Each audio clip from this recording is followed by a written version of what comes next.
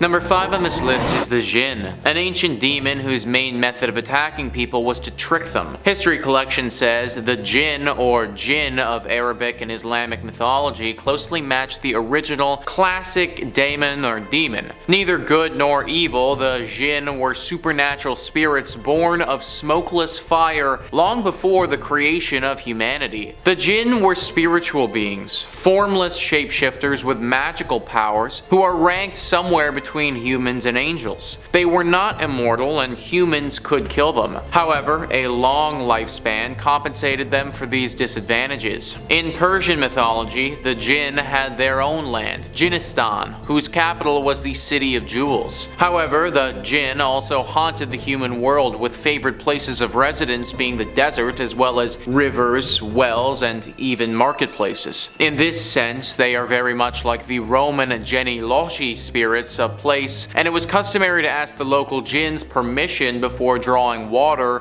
or even traveling into alien territory. If they appeared before humans, the Djinn could appear as animals, monsters, or people. Whatever form they took, people could quickly identify them by their flaming eyes, which were also vertical rather than horizontal. This unusual attribute gave the Djinn a sinister appearance that married well with some of their more suspect traits. For although the Djinn could be helpers, they were also known to be malicious tricksters. In the worst scenarios, they would raise storms and cause disease, insanity, and death. Islam teaches that every human has an evil Djinn whose sole purpose is to tempt its human opposite into evil. This reputation for malevolence is compounded by the fact the chief Djinn, Iblis, is also known as Azazel, the Islamic devil. So yeah, I don't think summoning these guys is the best plan. You could literally release a massive disease on your whole city or something like that. Also, you need to be extremely mentally stable and strong to not get tricked by these evil things into doing something that you don't want to do. Speaking as a pretty gullible individual, this would really not be a good idea for me. Number 4 on this list is the Yao Guai. Unless you want your literal life force to get eaten,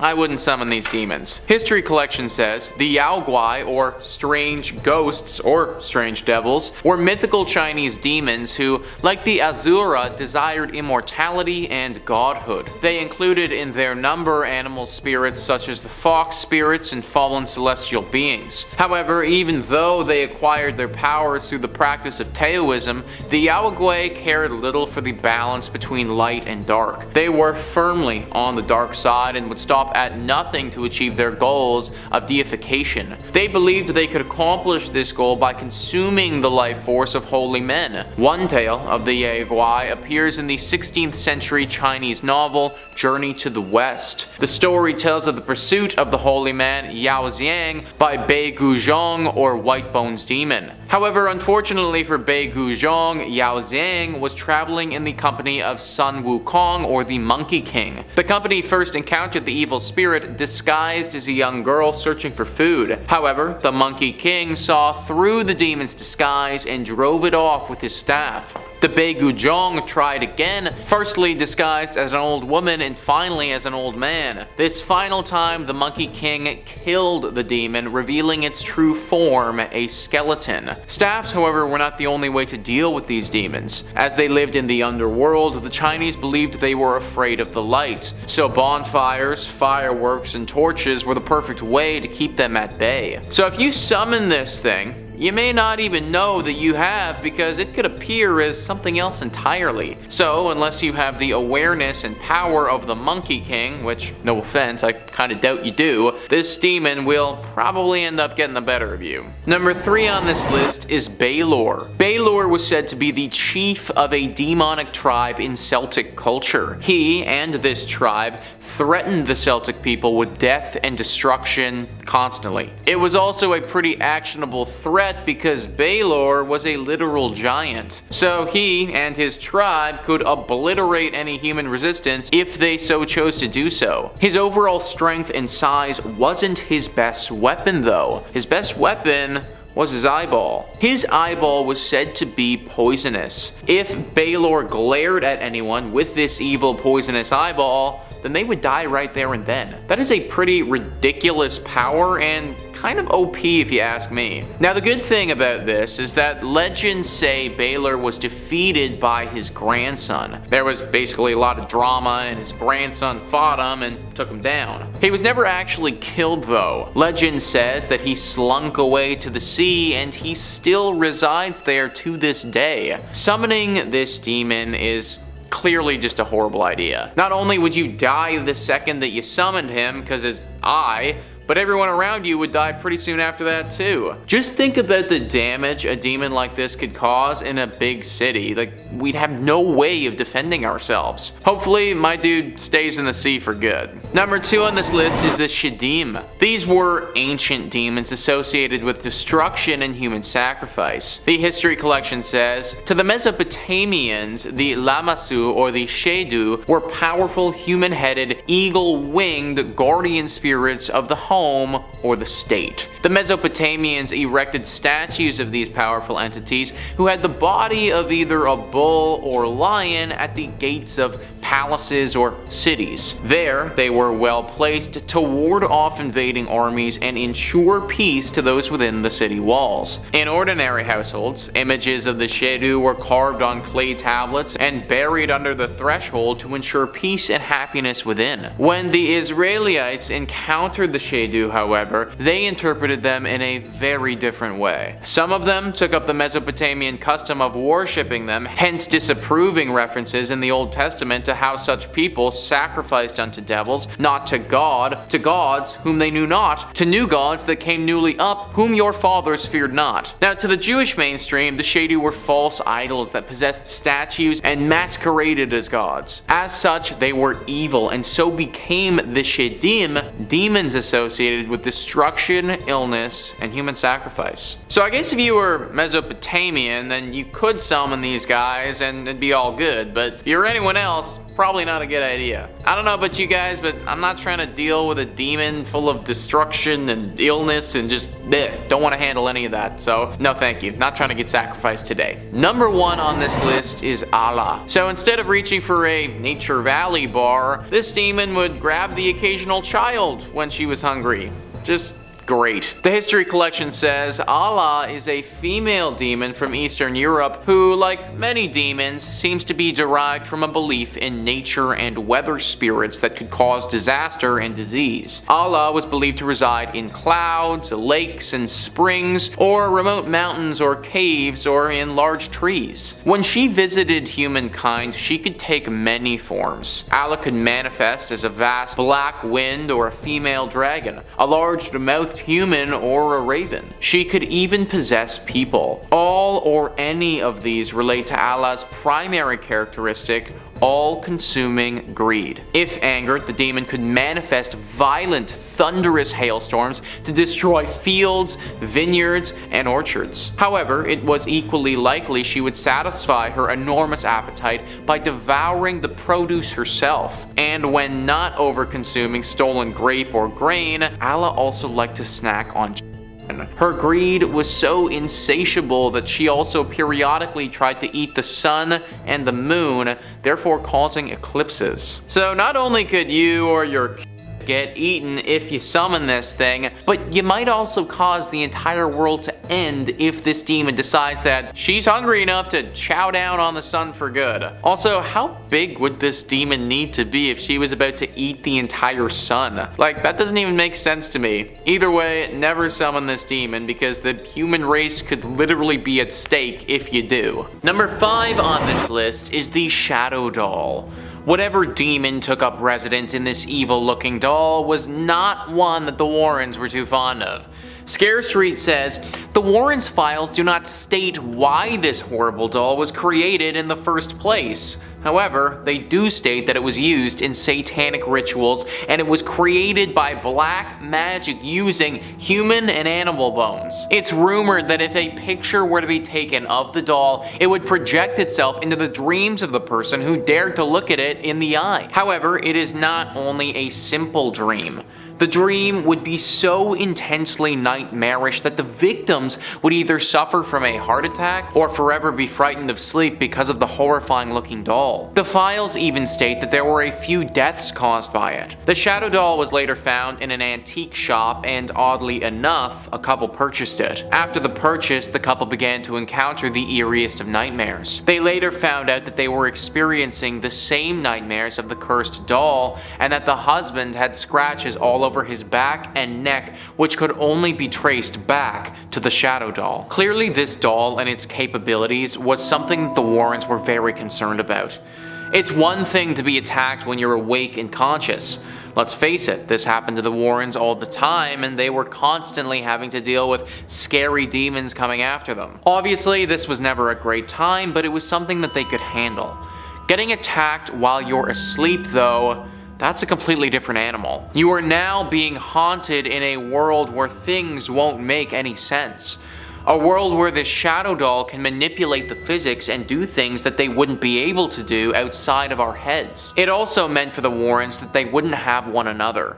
They were a team and tackled every single one of their demonic foes as a unit. Getting attacked while you were asleep in your brain meant that the other person, even though they would most likely be lying right next to you, they'd have no idea that you're getting attacked and wouldn't be able to do anything to save you. All of this is why the Warrens had to take this doll and bring it to their museum. This was of course after they performed various ceremonies on it to try and extract the demonic presence. Number 4 on this list is the Amityville Horror House. This is the case, the demon, the haunting, that launched the Warrens to stardom. But don't think that it didn't come at a cost. Pop Sugar says, the demonologists became a household name for the supernatural after their involvement in the infamous Amityville house. The scary elements of this story really began in 1974, when 23-year-old Ronald Defoe Jr., one of the children of the Defoe family, murdered his 2 parents and 4 siblings in their sleep. The house was empty for a year, but George and Kathy Lutz eventually bought the house for a very cheap price of $80,000. The couple and the children only stayed for 28 days after seeing slime ooze from a wall and a red-eyed pig creature among other disturbances. In addition to these occurrences, George saw his wife levitating and said that he woke up at 3:15 every day, the time when Defoe killed his family. The Warrens came in and determined that there were psychic troubles even before the notorious murders. A demon was in this place causing problems. The Warrens knew it, and they had to deal with it. Now, I don't think that the demon can be blamed for everything that went on here. At the end of the day, murder is murder, and I don't want to take anything away from that. But after the fact, this place was susceptible to being haunted, and a demon definitely came in here and haunted it pretty well. It's their most famous case for a reason. Number 3 on this list is the Enfield Poltergeist. The Enfield Poltergeist was a possessive demon who specifically targeted 2 young girls. MovieWeb says, this well-known case formed the subject matter for The Conjuring 2. This case saw the Warrens flying overseas to London, England in order to investigate alleged poltergeist activity in the North London borough of Enfield. Peggy Hodgson, a single parent, had initially called the police after 2 of her 4 children had reported knocking sounds on the walls. Peggy herself claimed to have witnessed furniture moving around with no explanation. This was apparently also corroborated by a police officer visiting the house. Ed and Lorraine Warren were convinced that the events were of supernatural origin and appeared to be predominantly focused around 2 of Peggy Hodgson's teenage daughters, with the girls seeming at times to apparently levitate off the ground. So like I said, a demon who really enjoyed possessing people. These are some of the most dangerous types of demons because you simply don't know who or what to believe anymore. If you're living in a house that's haunted, then how do you know that your dad, for instance, is who he claims he is? How do I know who to trust? Also, I am just as susceptible to being taken over by this creature, and I can't imagine that that's a great time. It's easy to see why Ed and Lorraine Warren were scared by this demon. Number 2 on this list is the Annabelle doll. One of the most famous demons that the Warrens ever encountered, Annabelle certainly gave the pair many sleepless nights. The story behind Annabelle starts with a girl named Deirdre, who got the doll as a gift from her mother. It was a nice gift at first, but it wasn't long after she had it that she started noticing some weird occurrences. She would leave the doll in one spot, and then when she came home later that day, sure enough, the doll had moved somewhere else. Pretty creepy. This was creepy to begin with, but it gets a lot worse. One day she came home and noticed that the doll was covered in blood.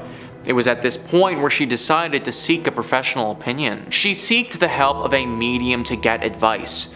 Scare Street says the medium told her about a little girl named Annabelle Higgins, who was once a happy child playing in the fields until her life mysteriously ended. After her death, she roamed the buildings that were built on this field. One night, her boyfriend, Cal, woke up to see Annabelle shocking him. It was awfully strong.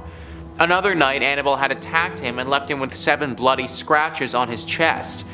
They decided to contact their local priest, and that was how the Warrens heard their ominous story.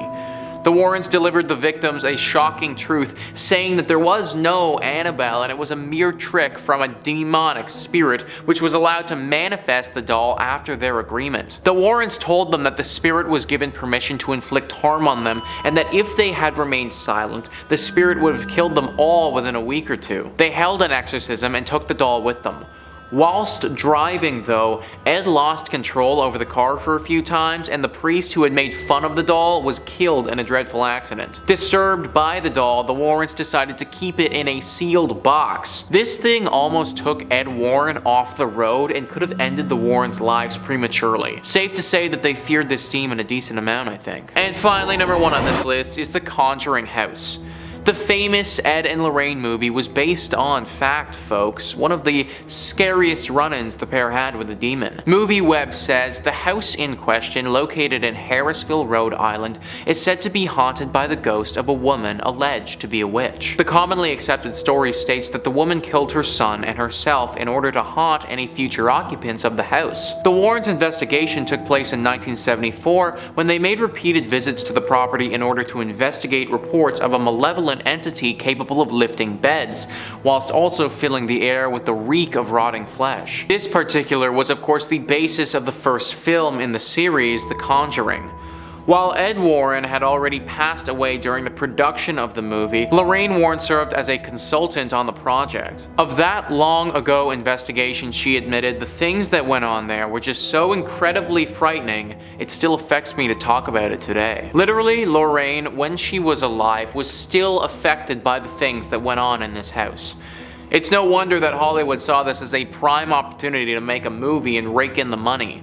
The original story was just so scary to begin with. Number 5 on this list is Father Urbain Grandier. Father Urbain Grandier was born in 1590 in France and lived until 1634. He became a priest in the town of Loudun in 1617 and was a priest right up until he was burned at the stake in 1634. That's right guys, Father Urbain Grandier's story takes an ugly turn when he's linked to making some serious deals with the devil. Urbain had some negative rumors start to circulate around him in 1629 when he was being accused of sleeping around with a lot of women. It was even thought that he was the father to a son of a married woman, however, that was never 100% proven. The slander surrounding his name reached an all-time high when in 1632 allegations of demonic possession started to form. A group of nuns began having very strange and vivid dreams with Urbain appearing in them. They also started acting very funny and not feeling like themselves. It all started with Mother Superior Jeanne d'Agnes. It's written that, unfortunately for the tortured nun, no amount of penance kept her dreams at bay, and soon the other nuns followed in her footsteps. This plague of nightmares swept its way through all of these nuns, and they all reported having Urbain in their dreams. The nuns started to fling accusations at Father Urbain Grandier and said that he'd gotten a demon to possess them. The demon that most people link to this possession is Asmodeus, who's a prince of demons, a demon that represents lust. That being said, a bunch of other demons were tied to this possession as well. Zabalon, Iskaron, Astaroth, Gresil, Amand, the list goes on and on about the possible demon or demons that Father Urbain Grandier sent down to haunt these nuns. Considering his character was already getting called into question, it wasn't difficult for people to believe that he'd called upon Asmodeus to do his evil bidding. A trial took place following the reports, but the verdict of guilt was swift, and after some extensive torture, Father Urbain Grandier was put to death by being burned at the stake for making dealings with the devil. Number 4 on this list is from a Reddit user called McCallum Mary. They tell a very interesting story of how their friend got possessed by a demon in a newly purchased house and the ramifications of that. I think they do a good job telling this story, so for the purposes of this video, I'm going to quote their post. When I was in high school, my friend moved into a farmhouse. That house had a barn and a basement with stairs that led to nowhere. The previous owner killed himself in the barn because, and they put this in quotations here, the resident told me to. When moving into this house, my friend would never step into the barn. Not once would she even walk towards it. We thought it would be fun to have a seance because we were young and stupid. We had the candles and everything. I was sitting next to Katie, the one who lived there, and all of a sudden, when asking if whoever was there could show themselves, Katie then squeezed my hand so hard. The candlelight wavered and she turned her head so slow to meet my eyes. What she said I will never forget. "Let's go to the barn. Someone's there who wants to talk to us." I let go of her hand and stood up. My other friends there turned on the lights and she blinked at us. What happened? To this day, she can't remember that night. A week after our seance, her dad was found in that barn. He shot himself, and in his letter he said, "I'm sorry, I had to listen," as if something had told him to do it. This is a true story. It could have been coincidences back to back, but it will always scare me. So that's a really interesting story, and it reminded me of a tale that we talked about on this channel previously. In Scotland, many centuries ago, the settlers of the area defied a witch by taking over her land and not upholding the bargain that they'd struck with her. They eventually went on to kill her. This caused this witch to haunt the area, and most specifically the barn that was there. Now, we don't know where this place was, and I would find it an overwhelming coincidence if this happened to be the same Scottish barn, but I wouldn't be surprised if a similar story is what caused a demon to haunt this place. Sadly, I couldn't find out exactly who the demon was in the place the Reddit user described, but it's possible that it has been there for hundreds of years, preying on anyone who enters its lair. Number 3 on this list is the demon Dagon. This demon was prevalent in possessing people during what we call now the Louveniers' possessions.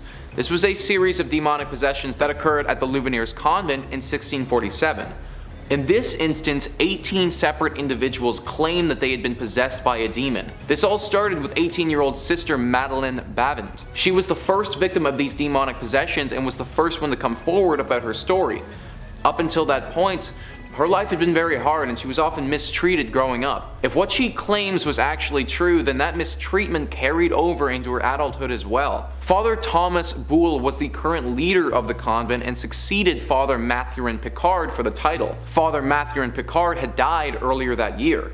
However, it was said that both men were responsible for having demons possess these nuns, with Father Picard's spirit being present during the proceedings. It was reported that these two men took Sister Madeleine Bavent to a witch's sabbat, and when they were there, married her to the devil and had him perform sexual acts with her. This was accompanied by the disembowelment and murder of 2 other men that were present at this ritual. Madeleine referred to the devil as Dagon and said that that was the name that he had given to himself. After Madeleine came forth, so did a bunch of other nuns as well. The count finally got up to 18 of them who had come forward, and they all told a similar tale. There were also reports of these nuns speaking in tongues, contorting their bodies, and levitating, just as somebody might if they were possessed by a demon. Public exorcisms were held, and the entire town showed up to watch as these nuns were exorcised of the demons that had been forced upon them. Father Thomas Boule was in the thick of it now, and there was nothing to save him from being burnt at the stake. However, it's also interesting to note that Madeleine Bavent was also sent to the dungeons to live out the rest of her days. I'm not really sure the logic behind that decision, considering she was the victim of Father Thomas Boule and also the demon Dagon, but I guess they did things differently back then. Number 2 on this list is the demon Riga. This story comes from another Reddit user. They say that they don't remember any of it, but this happened to them when they were only 2 years old. Apparently one evening this person, when they were only 2, was lying awake in bed and they started screaming at the top of their lungs. Now, this isn't completely uncommon for a 2-year-old to do, but what happens next is. I'm going to quote their post here as they say, "I got off the bed and started running in circles while screaming and crying in terror. It was not a nightmare since I was awake, and I was not playing nor demanding anything since I was just scared out of my mind. Nothing like this had ever happened before. I was the only child in the house. This went on for some random time at night and until dawn. It would only stop at dawn. I did this every single night, non-stop, for 6 months. End quote. Now that is definitely a strange thing for a 2-year-old to be doing, and quite demonic if you ask me. The parents knew that this was a big problem. Their child would claw and bite at them whenever they tried to calm him, and they weren't sure how to handle it. Eventually they decided that going to a priest was the right thing to do, but even they couldn't find the answer. They apparently visited as many priests as they could, but still the problem persisted.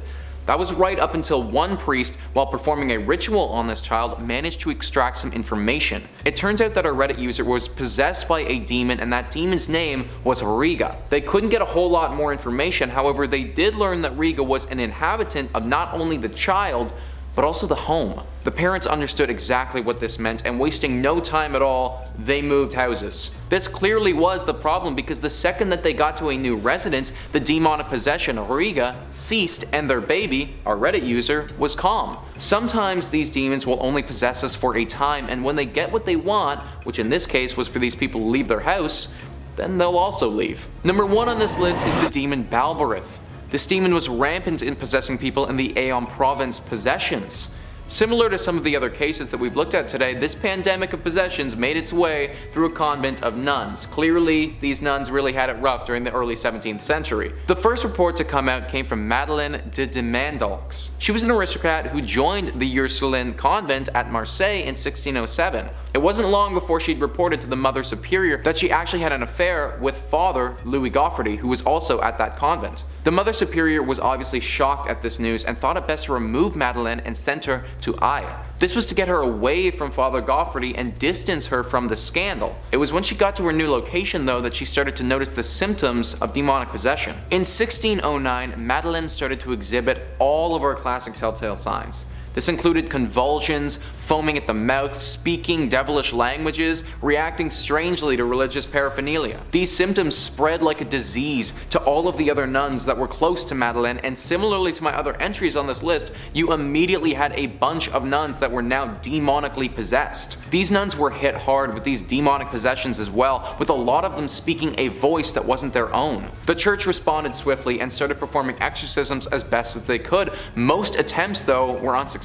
However, it was during one of these exorcisms in 1910 that Father Goffardy's name was thrown into the mix. Madeleine claimed that he seduced her and brought her to a demonic ritual. This ritual was used to summon the demon Balberith, which then possessed Madeleine.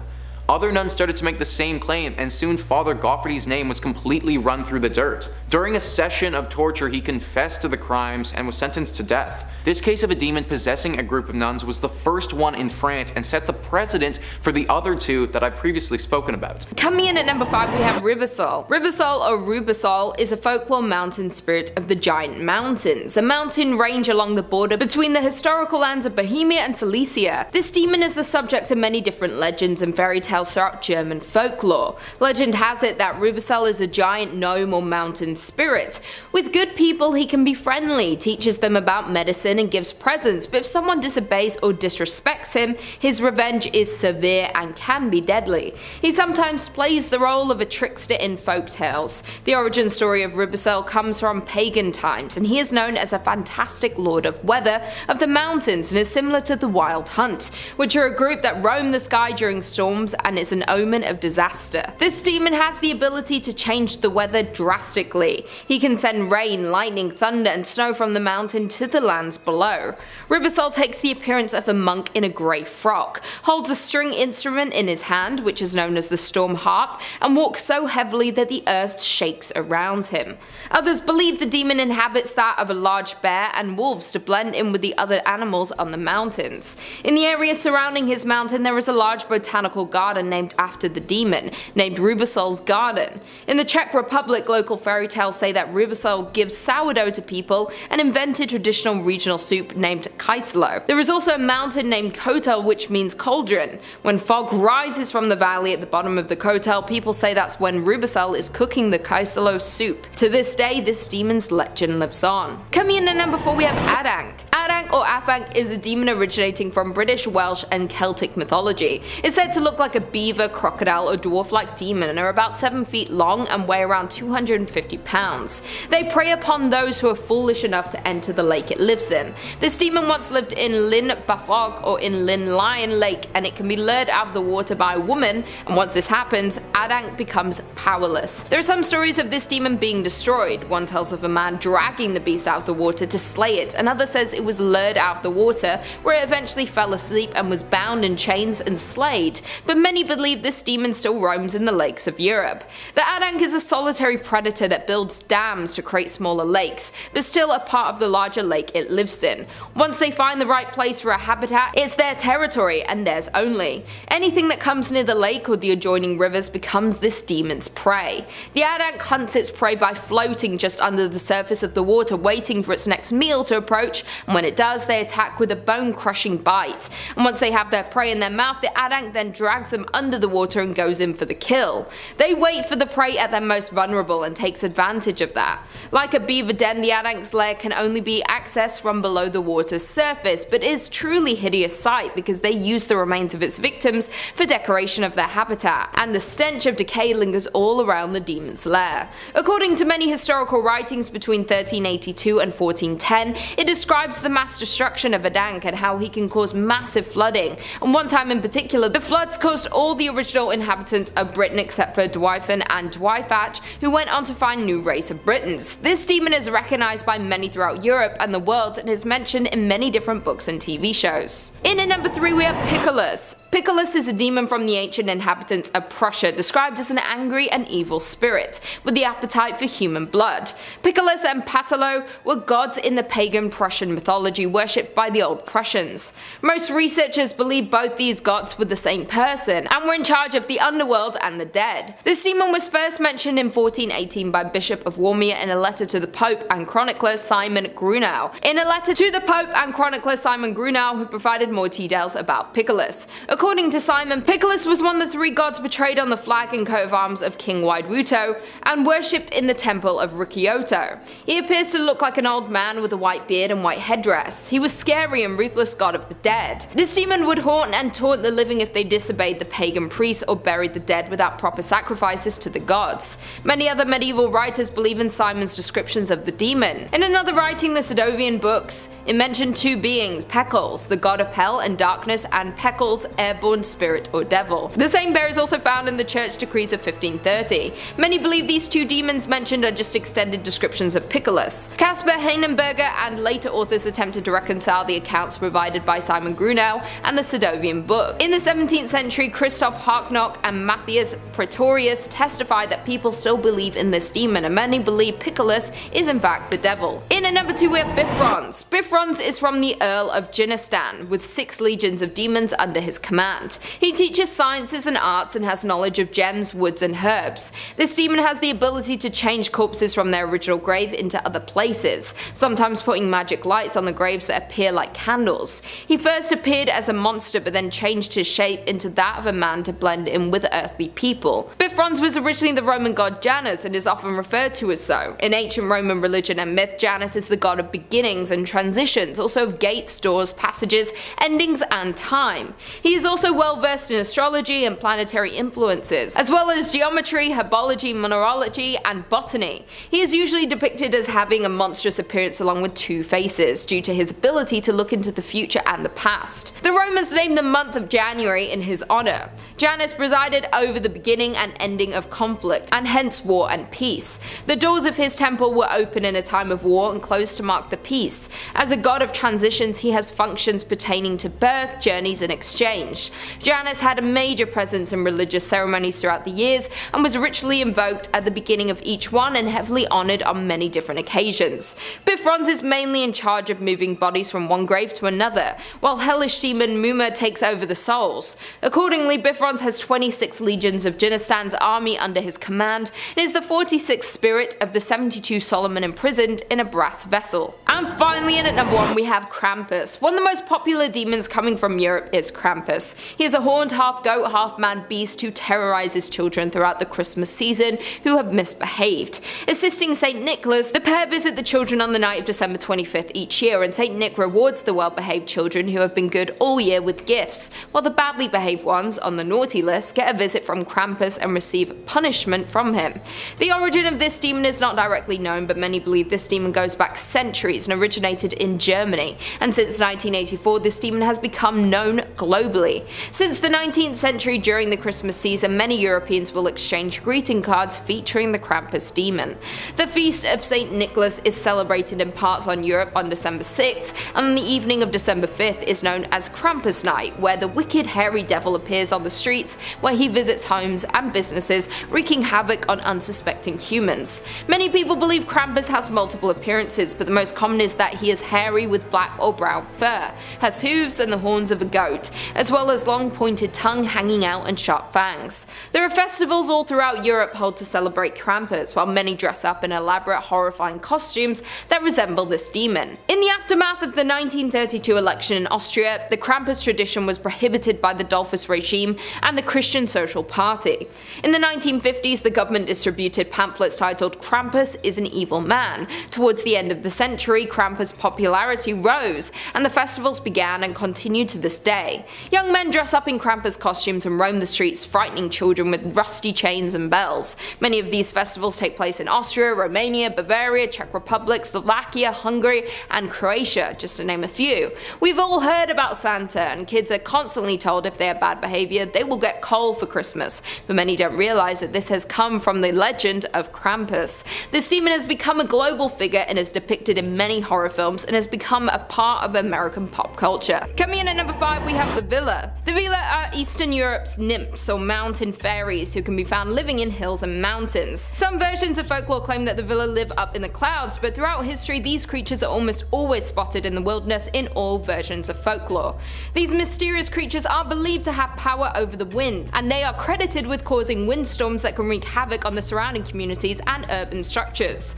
Those who claim to have seen the Villa say that they appear as beautiful women who sparkle in dresses made of leaves and flowers, while others claim they are ghost-like creatures wrapped in long cloaks or rich blue robes. Unlike many of the creepy creatures who haunt the forests and homes of Eastern Europe, the Villa are beautiful and feminine, but don't let their appearance fool you. While many believe they are helpful creatures, many people throughout Europe claim they are destructive and use their appearance for their gain. They are known to tempt men to dance with them, then rob and kill them, and then hide their bodies in the clouds or throughout the dense wilderness. These demons are incredibly strong and powerful and are known to end the lives of men who defy them or break promises. You will know that you are in the territory of the Villa if you see deep rings in the grass. This is the sign that the Villa has danced in one spot. It is said that treading on the rings will bring bad luck, so avoid them at all costs if you ever discover them in the woods. If you're planning a trip to the Eastern European area, I would definitely avoid camping or anything to do with the woods, due to many demons living and lurking in the forests around Europe. Many locals like to leave peace offerings for these demons. Things like ribbons, fruit, cake, flowers, and vegetables are often left on the hills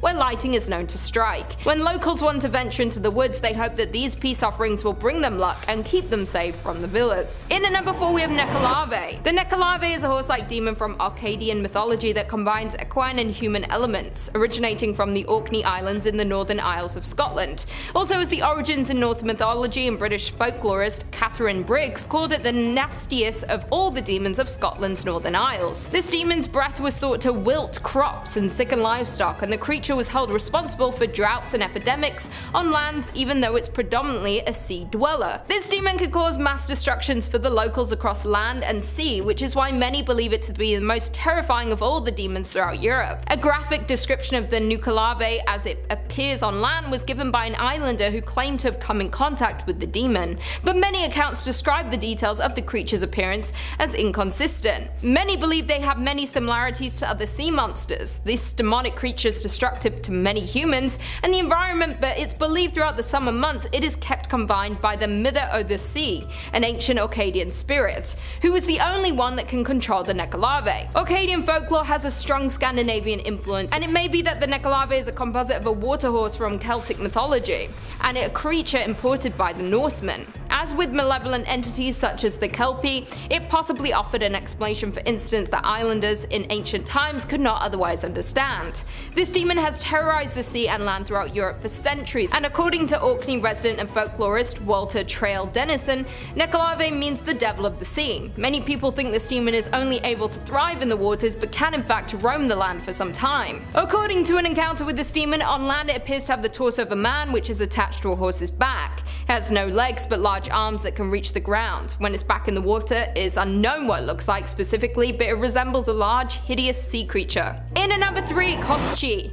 Kosti is often given the nickname of the Immortal or the Deathless and comes from popular Russian folklore. The story goes that a spell is cast on a man which prevents him from being killed. He hides his soul inside nested objects to protect it. The origin of this demon is unknown but contains elements from the 12th century pagan leader Khan Konchak, who is recorded in the Tales of Igor's campaign. Over time, a balanced view of the non-Christian human Khan, who dates back to the 12th century but may have been slightly distorted by Christian Slavic writers.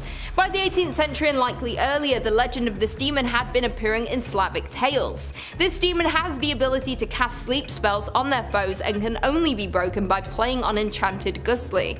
Depending on the tale, he has different characteristics. He may ride a 3- or 7-legged horse, may have tusks or fangs, or may possess a variety of different magic objects like cloaks and rings. It is positive though that this demon possesses many magic powers, making humans frightened of coming in contact with this demon. The humans who are the most scared of this demon are young women, because he tends to menace women with his magical powers. There are various versions of the Kosti demon and have been made into terrifying fairy tales all over the world in places like Greece, Albania, Croatia, Serbia, Hungary and Lithuania. Many people who are soon to be wed are terrified that their soon to be wives will be taken or killed by Kosti, so many of them stay hidden with their beloved until their wedding day to ensure the safety of their soon to be wives. Many stay away from Europe for their weddings and honeymoons because of this demon to ensure the safety of their loved ones. In at 2 we have Strigoi. Strigoi is a terrifying demon from Romanian mythology and are troubled spirits that are said to have risen from the grave to prey on the living. It is believed that they have the ability to transform into an animal, become invisible and gain vitality from the blood of their victims. Bram Stoker's Dracula has been the modern interpretation of the Strigoi through the historic links with vampirism. One of the earliest members of historical Strigoi was Georgrando Alilovic from the region of Istria. This villager was believed to be the first real person to be labeled as a vampire because he was referred to as a Strigoi. Ger is said to have terrorized his former village for 16 years after his death. Eventually he was decapitated by the local priests and villagers to let the terror subside. Johann Weikard von Valvassor wrote about Ger's life and afterlife in his extensive work The Glory of the Duchy of Carnoila when he visited Kringa during his travels. This was the first written document on vampires in relation to the demon Strigoi. An 1865 article in Transylvanian folklore by Wilhelm Schmidt describes Strigoi as nocturnal creatures that prey on infants and haunts the nearby villages, stalking women waiting for them to give birth so they can sneak into their home and steal their babies. In 1909, writer Franz Harman mentioned this demon in a book, saying that the peasant children from a village in the Carpathian Mountains started to pass away mysteriously. The villagers began to suspect their recently deceased bloodthirsty demon was the one causing these mysterious deaths. A common way used to identify the Strigoi was to place a young child dressed in white on a white horse near the graveyard at midday. It was believed that the horse would stop at the grave of the suspected demon. And finally, in at number 1 we have Kulm King. One of the scariest demons from Europe is that of the Kulm King. This creature comes from Estonian mythology and is the evil protector of the forest, eating children alive when they bother forest spirits. Not only do they prey on children, but they terrorize anyone that comes in contact with them, being able to possess people, turning them into devils and causing havoc as lesser personifications of evil. They like to haunt and terrorize grown-ups who happen to cross paths with it while walking the dark forest around Europe. It is the restless ghost of an unholy dead, and you run the risk of being harassed everywhere in the wild because the Kulm King doesn't have a fixed haunting place. To make it even worse, many believe this creature has the ability to go through the body of humans, and if this happens, that person becomes evil, thus creating a legion of killers. This terrifying demon can appear in many different forms, including a dog, a cat, and a haystack. Some of the more sinister and possibly accurate descriptions of the Colm King are they look like a demonic polar bear. White sharp spikes running down their backs and sharp teeth and claws that cause death immediately. Yes, this demon is a protector of the forest, but to us humans it is similar to the devil and takes no prisoners. If you're venturing in the forest, I would be very careful to not encounter this creature, and if you do, be respectful of the forest and its habitat, if you don't want to escape alive. Not only does this demon frequent public places, but can also enter private places without invitation, a trait that can be found in other folklore monsters, such as vampires and certain types of ghosts. Anyone who enters the woods in Eastern Europe worries if the Colm King could be lurking nearby. Coming in at number 5, we have Wolpertinger. The Wolpertinger can be found in Germany and is a mysterious creature that roams the alpine forests of Bavaria. This odd-looking creature isn't particularly large or vicious, but can be incredibly scary due to the fact it is made up of different body parts of various animals. It has the head of a rabbit, the body of a squirrel, the legs of a pheasant, and has antlers, fangs, and wings. Legend has it that if you are brave enough to try and lure the Wolpertinger in to see it for yourself, you need to bring salt with you and a trap. It is said that if you sprinkle salt on its tail, you can supposedly catch it. Also, if you prop open a sack with a spade and light a candle inside, the demon will be attracted to the light, and once he's inside the sack, you remove the spade and trap him. But be very careful, because if they feel threatened, they can attack, and they are extremely quick. The creepiest thing about this demon is that some people have hunted down various woodland creatures to create their own stuffed Wolpertingers to keep, sell them to tourists, or give them to hotels or inns to put on display for all to see. So if you're planning a trip to Germany, I would definitely steer clear of the forest in Bavaria. You wouldn't want to come into contact with this demon creature. In at number 4, we have Tatzelworm. The Tatzelworm is a huge man-sized worm or snake with a feline face and a reptile tail that usually lives underground in the Eastern Alps in Switzerland, Liechtenstein, Italy, Bavaria, and Austria. The only time you may get attacked by this hideous creature is if you disturb it or threaten it while it's burrowed. It is believed that this demonic creature is extremely venomous and can attack you with its poisonous breath, and tends to make a high-pitched hissing sound when attacking their prey. So if you ever hear that nail on a chalkboard-like sound, I suggest running the other way. The name Tatzelworm isn't traditionally used in Switzerland. They usually refer to this demon as Stollenworm, or the dragon of the mine tunnels. The Stollenworm may also be interpreted to mean a serpent with short, thick feet. An early description of dragon sightings in Switzerland was seen by Johann Jacob Wagner as early as 1680, and then illustrated further by Johann Jacob Schuster in 1723 and referred to as Schuster's dragons. The cat-headed serpent with black-grey body and no legs was said to be encountered by Johann and Thomas Tinner at a place locally known as Hauwellen on the mountain of Frumsen in the barony of Alsace, Switzerland. It was alleged to measure 7 feet or more in length. Residents in the neighborhood were complaining that their cows' udders were being mysteriously sucked on, but the incident stopped after this creature was killed. Another account of this demon was described as a 4-legged cat-faced mountain dragon by Andreas Raudner as something he encounters in 1660 on Mount Wangersberg in Sargansenland, and when it reared up on its hind legs it became as tall as a man with boar-like bristles running down its back. A 70-year-old man named Johannes Egerton came into contact with this beast and said when it exhaled its breath, the man said he was overcome with dizziness and a massive headache. The naturalist Carl Wilhelm wrote in his book History of Dragons of the Alps in 1887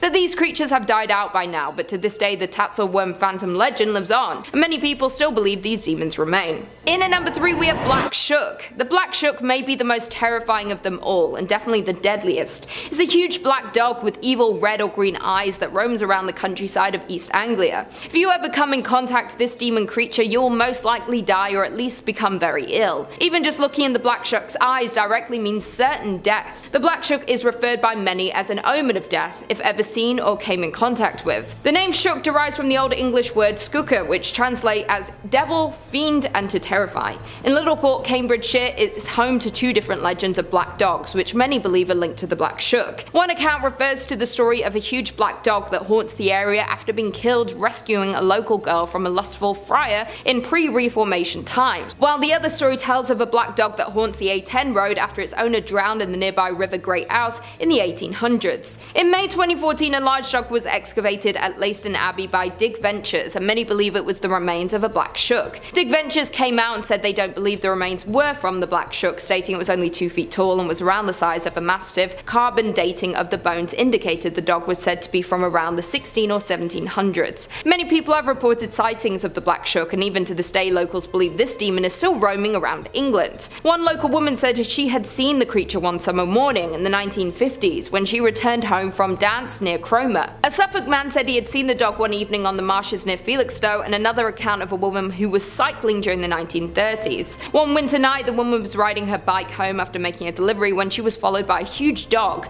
and no matter how fast she pedaled, it seemed to effortlessly keep up to her before suddenly vanishing into thin air. The Black Shook has also been seen many times in pop culture, like in the hit TV show Teen Wolf, the 2019 movie Annabelle Comes Home, the 2020 video game Assassin's Creed, and even referred to in the 1999 novel Harry Potter and the Prisoner of Azkaban. In at number 2 we have Basilisk. The Basilisk is an extremely dangerous being. It is a legendary reptile that is referred to as a serpent king, who can cause death with a single glance and is believed to be able to breathe fire. This snake-like being is not very big but is highly venomous and can kill in an instant and leaves a wide trail of venom behind. The basilisk is quite different from a normal looking snake and is named king because it is seen to have a crown-shaped crest on its head. One of the earliest accounts of the demon comes from Pliny the Elder's Natural History, written in roughly 79 AD, where it's described as a monstrous cow-like creature and all who beholds its eyes fall dead upon the spot. The only thing that the basilisk fears is a weasel. It is the only animal that can face and attack the demon snake, and apparently the weasel's urine is the basilisk's kryptonite. It can also be killed with the crowing of a rooster, and many travelers would, and some still do, carry a rooster when they venture into areas where it was said that the basilisk lives. Some people have speculated that accounts and descriptions of cobras may have given rise to the legend of the basilisk demon. Cobras can maintain an upright posture and are often killed by mongooses, and the king cobra have a crown-like symbol on its head. Several species of spitting cobras have the ability to spit their venom from a distance, often in their prey's eyes, so they have many similarities to the basilisk.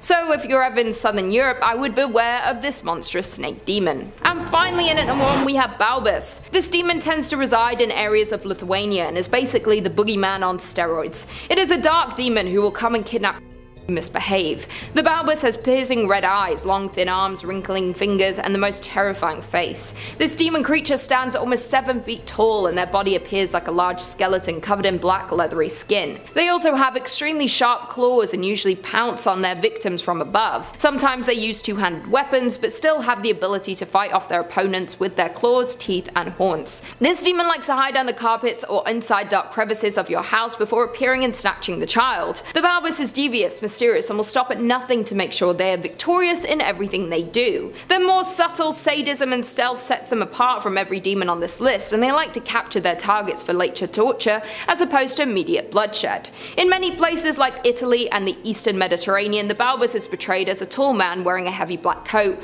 with a black hood or hat which hides its face. Sometimes parents would loudly knock under the table, pretending that someone is knocking at the door to make their children behave. It is also featured in a popular Italian nursery rhyme saying, "Who do I give this child to? I will give him to Balbus for a whole year." This tactic is used by many parents throughout Europe to make their children who are misbehaving fearful of getting the wrath of Balbus, and in turn making them behave better. Many believe that the popular boogeyman was actually inspired by this demon by the fact that he likes to kidnap during the night, hide in darkness, and frightening children into good behavior. The boogeyman is a term used to instill fear in children, and the Balbus is the most terrifying demon of them all. Number 5 on this list is Der Grossman. This demon is very similar to Slenderman and is just as dangerous. Slenderman Wiki says, it is a supposed mythical creature associated with woodcuts carved by an unknown artist in the 16th century Germany. Said woodcuts portrayed it as a tall, disfigured man with white spheres where his eyes should be, similar in appearance to the Slenderman.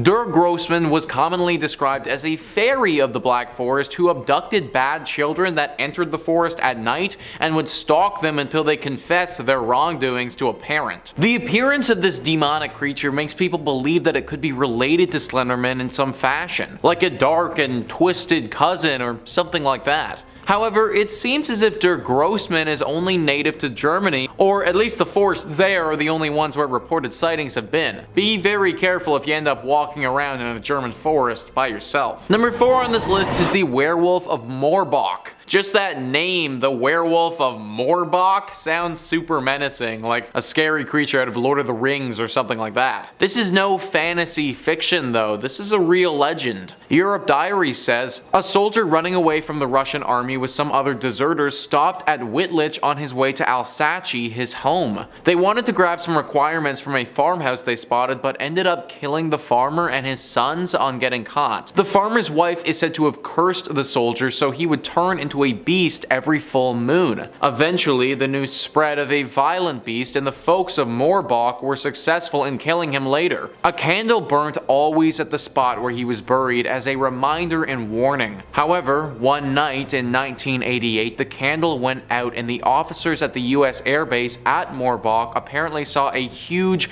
wolf-like figure within the perimeter. A chase followed, but the military dogs were not successful in combating the creature. The candle was relit after the incident, and the story was recounted numerous times since then. Now, how much of it was true and how much of it was imagined? It might as well have been the imagination of the 3 security officers at the airbase, probably bored or in need to tell a new story. But then again, some of the other officers apparently years later insisted that what they saw was true. This is the big story that everybody always thinks about when referring to the Moorbach werewolf, but there have been other sightings since this incident as well. People have even found the carcasses of dead animals that have been absolutely ravaged lying in the forest. Now, these animal carcasses could have just as easily been caused by an actual wolf or a bear or something, but considering the frequent sightings of this werewolf, it's fair to wonder. The candle apparently still burns at Moorbach, and while it's lit, the people believe that we should still be protected. But if it ever does go out, then be very careful of the Moorbach werewolf. Number 3 on this list is the Changeling. This demon, or demons in this case, is very strange in the way that they can attack. Typically their targets are mothers of newborn babies or the babies themselves. It all started from an ancient legend in Germany where the mother of a newborn baby realized her child would not grow or gain weight. Both of the parents were very worried and looked for ways to help. They heard of this magical spring where, if they dunk their baby in it,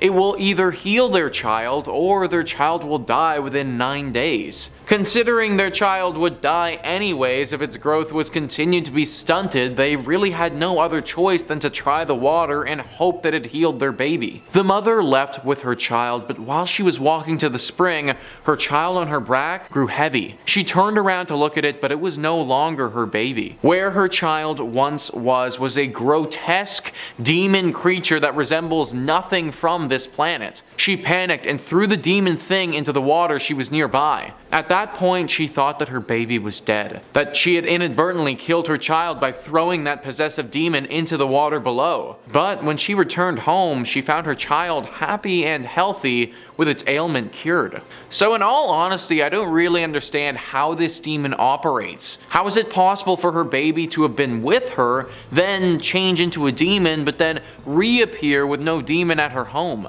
It's possible that maybe this demon creature can assume the form of newborn children, and that's what happened here. Maybe the creature assumed the form of her child, tricked her into bringing it with her on her journey, but before it could attack, was found out. Comment down below your thoughts on the Changeling and how it actually operates. Moral of the story though, if your kid turns into a grotesque beast thing, then there's probably something wrong with it. Number 2 on this list is Lorelei. Lorelei isn't your typical scary looking dark demon. This creature is far more cunning and hides her hand for as long as possible before she strikes. Culture Trip says, according to German folklore, atop a steep rock on the Rhine River there once lived an exquisite nymph named Lorelei. She dressed in white and wore a wreath of stars in her hair. Not only was her physical beauty astounding, but the siren sang a song so haunting and hypnotizing that no sailor could resist her aura. Enticed by her song, legend has it that no sailor who tried to reach Lorelei ever returned. Instead, they would meet their final fate by crashing against the dangerous rocks. Today, a statue of Lorelei watches over the treacherous stretch of water near Sankt Gorhausen. So many lives have been lost to this alluring call that Lorelei makes. Why she is doing this, what caused her to be there, or or if she even is an actual demon are all questions that we don't know. I tend to think that anybody who sings to people hypnotizing them and then murdering them falls into the demon category though, but I truthfully don't know her exact origins. It's also hard to get an exact description of what she looks like, as nobody has really been able to see her up close and lived. Just know that if you hear some mysterious melodic singing when you're in Germany, don't go near it. And finally, number 1 on this list is the marksman demon. This is one of the most famous stories in German folklore and involves the literal devil himself. Fluent U writes, a master marksman finds himself unable to catch any wild swine or deer in the dark autumn forests. One day, he's approached by a mysterious peddler wrapped in a cloak that conceals his face. The peddler offers the marksman 7 bullets with one condition. The first 6 bullets will hit whatever the marksman wants them to hit, but the peddler will choose the trajectory of the 7th. The marksman agrees. The marksman quickly earns himself a reputation as the best hunter in the village as he brings home wild boar after wild boar. He catches the eye of the prettiest girl in town and they fall in love. But all too soon, the marksman uses up all his 6 bullets, and when he shoots the 7th, it goes astray and hits his love in the chest, killing her. The peddler appears to the distraught marksman and reveals himself as the devil. Live a pious life, repent of your hubris, and you will be reunited with the girl after your death, the devil tells the marksman. The marksman tries, but he is overcome by desire for another girl in the village, and he marries her instead. 1 year to the day after his bullet pierced his original lover's chest, he is riding in the forest when he comes across a clearing where skeletons dance around cold flames. One of the skeletons, the girl's, waltzes with him all night, and the next morning the villagers find the marksman and his horse dead at the edge of the forest. I'm not sure what my guy was thinking by accepting those initial 6 bullets, guys. Also, how on earth could he think it would be a good idea to use them on deer? Like, you'd think that if you got a bunch of magical bullets that will hit literally any target, you save that stuff for things like demons or even the devil himself. Or just shoot 5 of your 6 magical bullets and then you never need to fire the 7th deadly one. I don't know, guys, I feel bad that the devil decided to pick on him, but I think that my dude could have played his cards a little bit differently in this one. Anyways, at least we know for sure that the devil can in fact be found in Germany. Number 5 on this list is the basilisk. The basilisk is a beast in Italian folklore that is said to annoy the living hell out of the villagers it's nearby. Bestiarium says, in the Val Carmonica, a valley in the central Italian Alps region, there is a local celebration which is connected to a legend about a mythical monster. This monster is the basilisk, a creature with a huge head and large mouth, adorned with 2 tiny horns and 2 brightly glowing eyes. According to the local legend, the terrible basilisk lived in the woods in Andrista, a small village. Actually, terrible is an overstatement. It did little harm, but it did constantly annoy the locals. As punishment, the beast was captured as the locals used a beautiful girl as bait to trap and capture the lusty beast. It was fought by a hunchbacked folk hero. So they hold a festival for the demon thing every year. There's a parade and they get a costume for it made from goat skin. The whole village participates in it and it's a whole big affair that's going on. However, there are a few select elders who don't participate. Whilst everyone is out and about having fun, drinking, and making merry, this select group of elders is inside being very careful with what they do. Apparently, this group was around when this beast first came to being. They saw it firsthand, and they don't agree with the way that people are treating it. In their opinion, the legend has been thoroughly exaggerated, and this creature isn't as kind as everyone wants to believe. They are under the impression that constantly doing this year in and year out is going to anger the creature, and one year it will finally unleash its wrath upon the village. Now, no one knows if this is true or not, or if it's just a bunch of people being really paranoid. However, I would tend to believe the people who claim to have seen this thing firsthand, rather than those who are just looking for an excuse to get drunk. Number 4 on this list is Stryska. This is a demon very similar to a vampire that can be found in parts of Italy. Wikipedia says a Stryzga is a usually female demon somewhat similar to vampires in Slavic and especially Polish folklore. People who were born with 2 hearts and 2 souls and 2 sets of teeth, the second one barely visible, were believed to be Stryzgi. Somnambulics, or people without armpit hair, could also be seen as one. Furthermore, a newborn child with already developed teeth was also believed to be one. When a person was identified as a Stryzga, they were chased away from human dwelling places. During epidemics, people were getting buried alive, and those who managed to get out of their graves, often weak, ill, and with mutilated hands, were said to be Stryzgi by others. It is said that Stryzgi usually died at a young age, but according to belief, only one of their 2 souls would pass to the afterlife. The other soul was believed to cause the deceased Stryzga to come back to life and prey upon living beings. These undead creatures were believed to fly at night in a form of an owl and attack nighttime travelers and people who had wandered off into the woods at night, sucking out their blood and eating their insides. Stryzga were also believed to be satisfied with animal blood for a short period of time. Whatever version of the Stryzga is proven to be correct, it really isn't good either way. They're either personally coming to kill and suck your blood, or they're indicating that we're about to die. The way that you protect yourself is pretty similar to vampires. Burning the body of one of these creatures or putting a stake through it are proven methods of getting rid of them. Also, for some reason, slapping it across the face with your left hand is said to help. Not sure if I want to be the one trying that method though. Number 3 on this list is dragons. Now I know that dragons aren't technically demons, but they are pretty bloody terrifying in my opinion, and for that reason I think they deserve some love on this list. Italy has quite the history with dragons and has had some pretty big ones in the past. Dragon's Wish says, one of the most famous dragons of Italian folklore is Tyrus, a wyvern that besieged Terni in the Middle Ages. One day, a young and brave knight of the noble house of Cittadini, tired of witnessing the death of his fellow citizens and depopulation of Terni, faced the dragon and killed him. The town, from that day onwards, adopted the dragon in its coat of arms and accompanied by a Latin inscription, Tyrus e annis dederent signa terraminis, that stands under the banner of the town of Terni, honoring this legend. This is just the most famous legend of a dragon in Italy, but it doesn't mean that it's the only one. There have been other reports of dragons in Italy as well, and some of them have been very scary. At the end of the day, a dragon, in my opinion, is just as bad, if not worse, than a demon.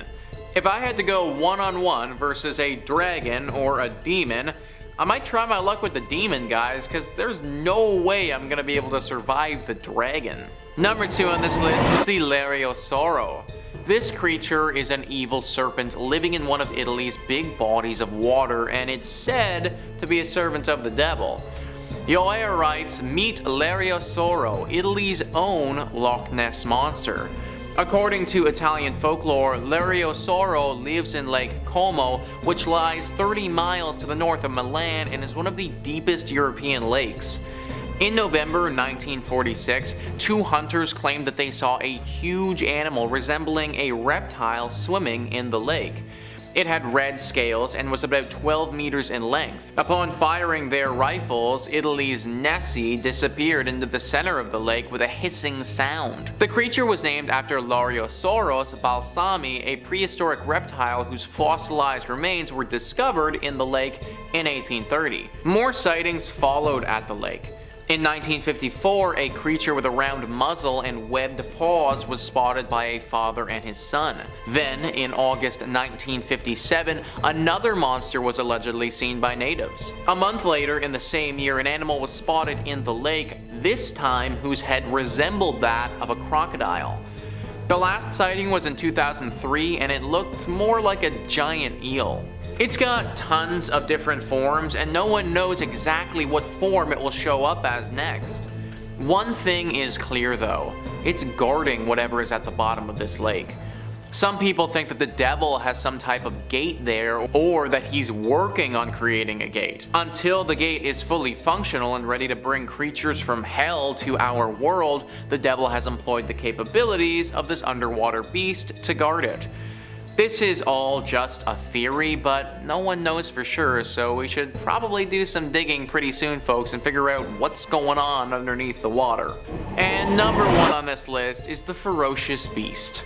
I wish I had a more descriptive name for you guys, but that is literally what it has been called. The ferocious beast. This is a demon creature that resembled a wolf and was around several hundred years ago. An enormous animal similar to a wolf, it ate pets and children and terrorized Milan during the 1790s, and the Milanese organized a hunt against it. After months, they killed the ferocious beast and displayed its body at the university at Pavia, but it's no longer there and has been missing for decades.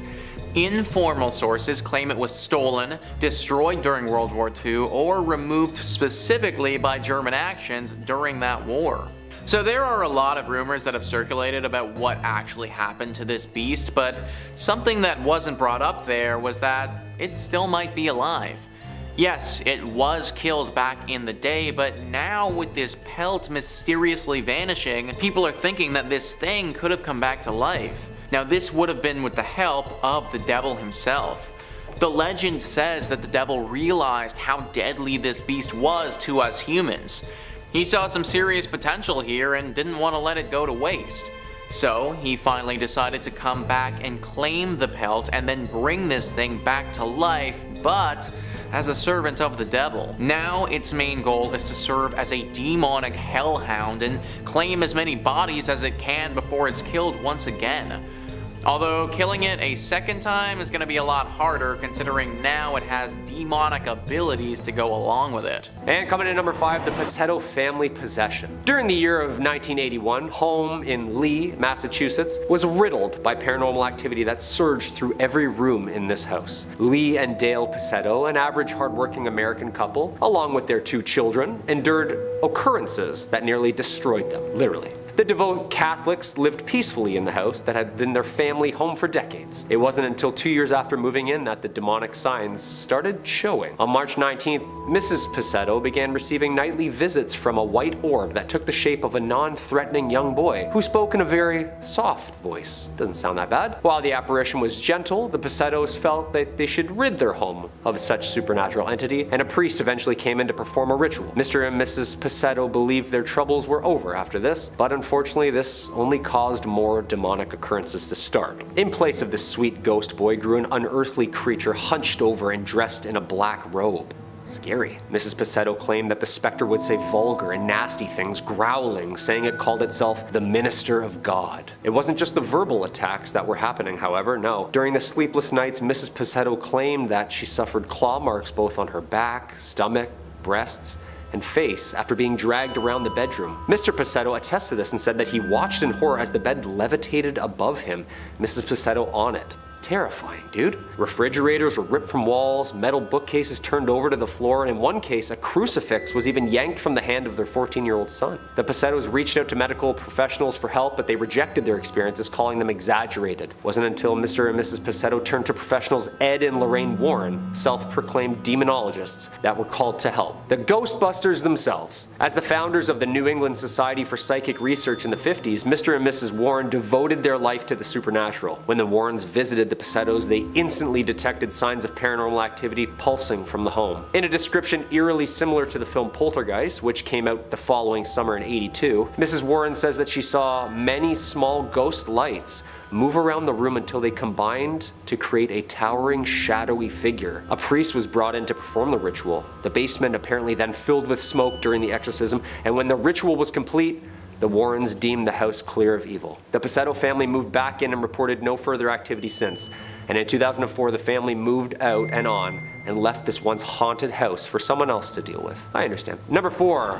Elizabeth Knapp. The possession of Elizabeth Knapp, October 30th, 1671 to January 12th, 1672, is a unique and weird one in the aspect that it was approached from a more scientific aspect than religious, and being of that time, somewhat of a new methodology. Knapp's father was the servant at a household of Samuel Willard, a prominent reverend in the Church of Groton. When Elizabeth Knapp, a member of his own household, began to show signs of demonic possession, Willard took a carefully and yet scientific approach to the situation, which was rare for the 17th century Puritan. After these scary events took place, they could provide no explanation for her episodic fits. He declared that it was a case of possession. Throughout the entire process, he notes in his journal, Knapp seemed to have most violent fits when Willard was present beside her. Willard states that Knapp at first began to complain of pains in her body. She would grab certain parts of her body such as her legs or breasts and would scream out, talking about feelings of strangulation. She would even sometimes laugh to the point of hysterical fits,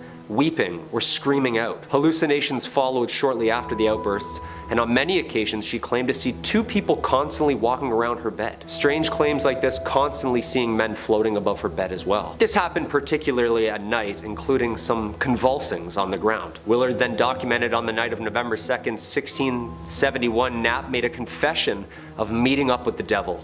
Uh-oh.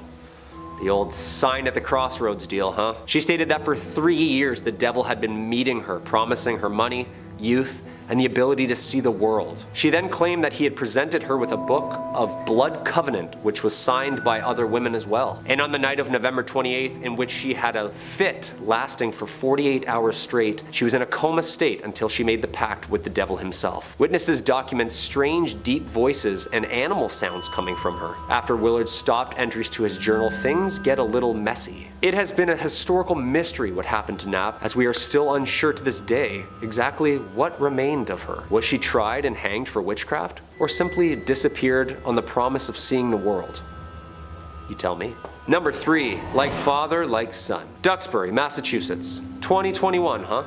A 19-year-old man is charged in the death of his father. Apparently the boy told police that he was baptizing his father at a Massachusetts pond to exorcise out his demons. Okay, modern times call for modern solutions, I guess. And this one, a modern weird one. Jack Callahan, the 19-year-old kid, choked back tears in court as he listened to prosecutors describe the moment divers pulled the bloated body of his father, 57-year-old Scott Callahan, from a Massachusetts pond, lifeless. The young man told investigators that he and his father went to the pond around midnight after he picked up his father from a Boston bar. He says that his mother did not want the intoxicated ex-husband of the family home that night, as he had been acting somewhat strange lately. After conversations from the son and father, Jack, feeling helpless and confused about his situation, tried to take matters into his own hands. He is now facing a murder charge in relation to his father's death and is still under investigation. Both the prosecution and defense say Scott Callahan had a long history of substance abuse and suffered from the aftermath of traumatic brain injuries,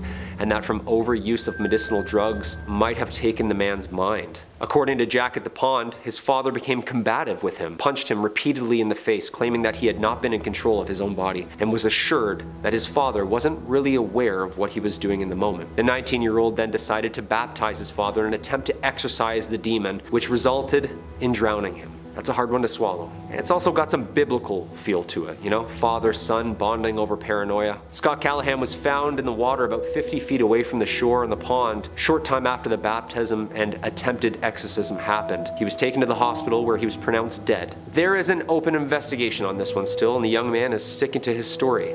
What do you think? Possession? Number 2, Warren, Massachusetts. This New England tragedy was apparently what laid out the structure of the Conjuring movies. I'm terrified just reading that, and I guess we're gonna find out why. 11-year-old David Glatzel was only 10 when he reported beginning having hallucinations and delusions. From around 79 to 82, the boy's suffering worsened, causing severe trauma in the family. According to his family, efforts by Catholic priests and others to relieve the boy of what they said were multiple demonic possessions. Multiple. Things started getting interesting, however, surrounding the family after an aggressive, bloody confrontation in 1981. Arn Johnson, boyfriend of David's older sister, Deborah, stabbed his landlord to death multiple times in Brookfield. New England paranormal investigators Ed and Lorraine Warren later claimed that Johnson had actually challenged the demon inside David's body to leave the young boy and enter him instead. This guy's a hero, man. Unfortunately, a deadly one at that. That argument was the basis of the devil made me do it defense at Johnson's trial in Danbury with the Superior Court. The Warrens claimed that the man showed all signs of possession, including growling, speaking in strange voices, violent acts, and talkings of the beast. This is a wild case and sparked huge controversy in court after murder charges were forever changed with the claim that the devil made me do it would be lawfully excused. He was released from prison in 1985. And coming in at number 1, the Dover Demon. Probably the most famous of all these cases. 17-year-old William Bartlett claimed that while driving on April 21st, 1977, he saw a large-eyed creature with huge sharp fingers and glowing eyes on top of a broken stone wall on Farm Street in Dover, Massachusetts. 15-year-old John Baxter reported seeing a similar creature on Miller Hill Road the same evening. Another 15-year-old, Abby Brabham, claimed to have seen the creature the following night on Springdale Avenue. 3 in 1 night, huh? The teenagers all drew sketches of the alleged creature. Bartlett wrote on his sketch, "I, Bill Bartlett, swear on a stack of Bibles that I saw this creature." And according to the Boston Globe, some suggest that the creature may have just been a large foal or moose calf. Nah, definitely not. With wings and fingers like that, I don't think so. Police told the Associated Press that creatures reported by the teenagers were probably nothing more than a school vacation hoax. I don't know. It's been about 45 years since the sightings of the creature that came to be known as the Dover Demon, and still remains one of Massachusetts' truly great mysteries and one of the world's great cryptid cases. Number 5 on this list is La Llorona.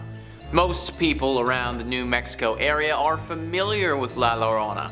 She is usually described as a tall, slim woman with long dark hair, dressed in white and often crying. All That's Interesting says the most popular version of the tale features a stunning young peasant woman named Maria who married a wealthy man. The couple lived happily for a time and had 2 children together before Maria's husband lost interest in her. One day, while walking by the river with her 2 children, Maria caught sight of her husband riding by in his carriage, accompanied by a pretty young woman.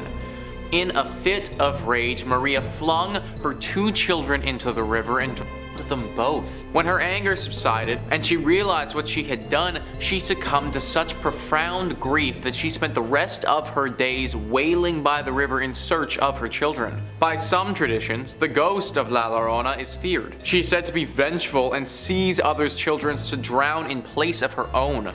By other traditions, she is a warning, and those who hear her wails will soon face death themselves.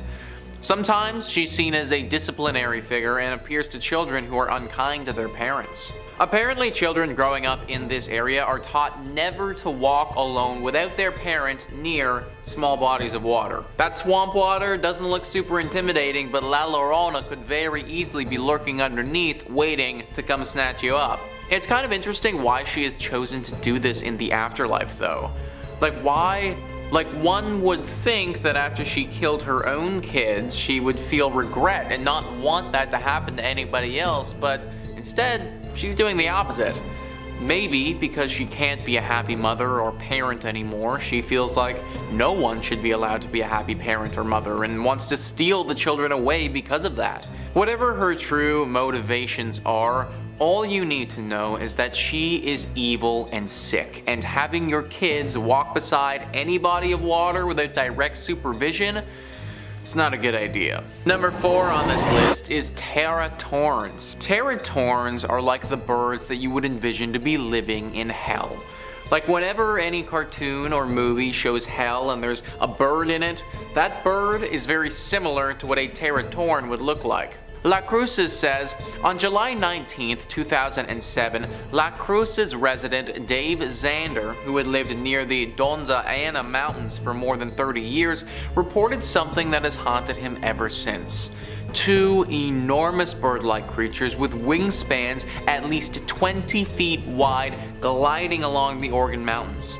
There is nothing like them on modern record, though sightings throughout New Mexico have been reported since the late 1800s. Cryptozoologist and author Ken Gerhard said he believes the creatures cited by Dave were surviving prehistoric raptor-like creatures called teratorns. These flying monsters are believed to have occupied the area as recently as 6,000 years ago. Well-preserved remains have been discovered in caves and isolated ravines, lending credence to the belief, though many scientists are skeptical that these creatures still exist. I too am skeptical that these creatures still exist. I mean, how is it possible that we've gone so long without seeing them in our world if they're that big? Maybe it's because they are living in hell. Like I said, these birds could totally be servants of the devil in my opinion. Could I believe that they never really went extinct, they just got transported to hell instead? Sure I could, that could totally make sense. Maybe these monstrous birds have been there all along, and these few sightings have been when they were sent into our world to accomplish some type of devilish mission. It's just a guess, but it might explain what's been going on. Number 3 on this list is Eureka Mesa. So this isn't actually a singular demon or, well, a demon at all. It's actually a place. Philmont says, Eureka Mesa is a large mesa on the property of Philmont Scout Ranch. The mesa has a long history of mythical and supernatural associations dating to the local indigenous tribes, some of whom believed it to contain the gateway to the underworld. There exist a variety of other more recent ghost legends, some from the land's Mexican occupants, others from those in the cattle trade who used it as a winter home for their livestock, and still others from the early days of the area's use as a Boy Scout ranch.